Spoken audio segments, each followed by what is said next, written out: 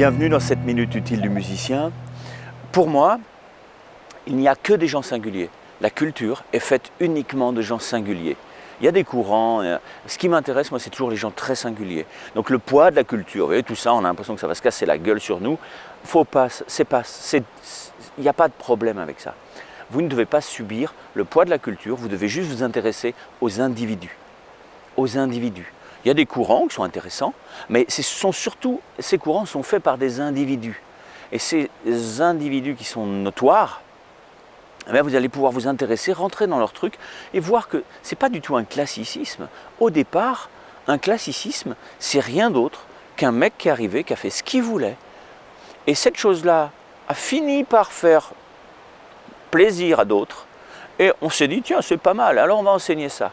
Et c'est devenu un classicisme. Mais au départ, c'est un type qui arrive qui dit « bah moi je fais comme ça les mecs ». Soit parce qu'on n'est pas capable de faire autrement. Albert Ayler, dans une interview, un jour dit « je ne joue pas comme Charlie Parker parce que j'ai essayé et j'y arrive pas ».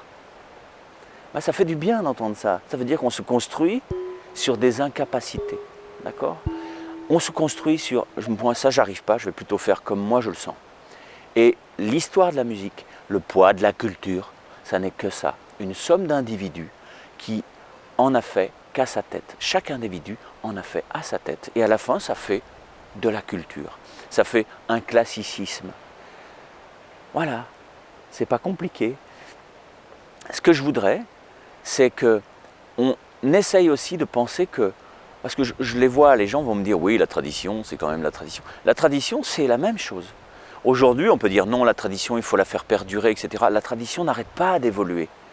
J'ai pas mal étudié les vieux violonistes corésiens qui faisaient de la musique traditionnelle et notamment de la bourrée. Et je peux vous garantir que ce sont que des animaux sauvages, que des mecs complètement particuliers.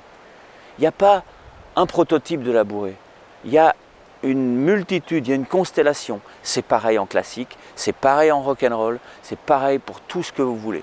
Tout le monde va avoir une façon de faire groover son funk, ou peu importe, mais c'est toujours pareil.